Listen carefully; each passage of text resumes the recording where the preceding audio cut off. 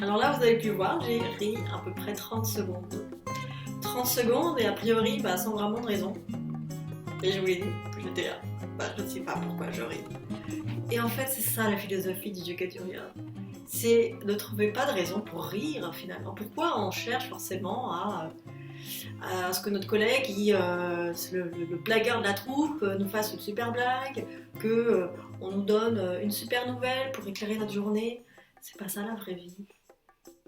Qui a la chance d'avoir le clown de service à côté de soi? Beaucoup, je suis d'accord. Moi, j'ai par le passé beaucoup de collègues très drôles. Et c'est très chouette. Je ne suis pas en train de dire l'inverse.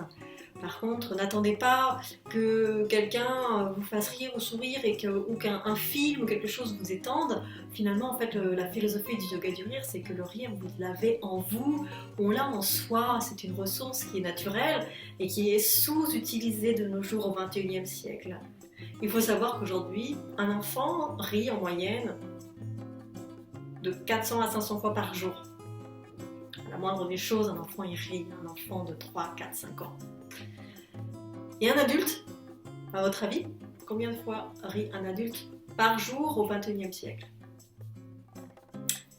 En moyenne, une dizaine de fois. À peu près. Un peu moins même.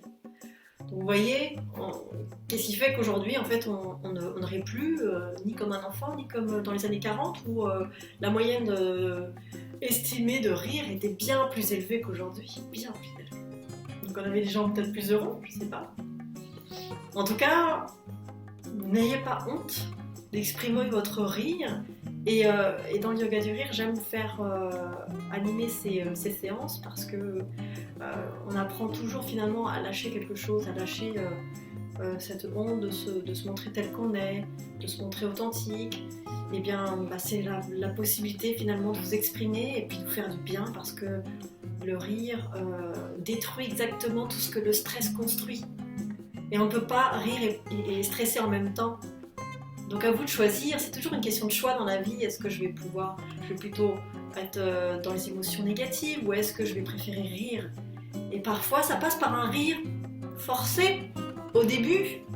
Oui, au début, il faut peut-être se forcer un peu, comme quand on s'inscrit à la salle de sport et puis j'ai vu une fois, je suis trop content, je me suis inscrite. Deuxième fois, j'ai commencé à avoir des courbatures. Et troisième fois, ça y est, c'est mi-janvier et j'y vais plus. Donc forcément, ça demande toujours de se forcer un petit peu à un moment donné, quand on en a besoin. Mais ce qui est chouette, c'est que le cerveau, lui, il fait pas la différence entre les deux. Entre un rire forcé et un rire naturel. Donc ne vous sentez pas mal à vous dire, de toute façon, ça sert à rien que je rie, que je me force. C'est que lui, il va enregistrer les mêmes informations, il va faire sortir les hormones, les endorphines, les hormones du bien-être, comme quand on fait du sport.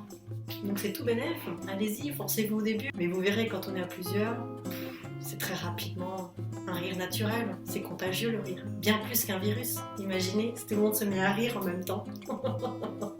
Ça serait trop bien. Écoutez, je vous en ferai d'autres de petits rires. Entraînez-vous à la maison, j'espère que ça vous a plu, vous avez appris des nouvelles choses. À bientôt, au revoir.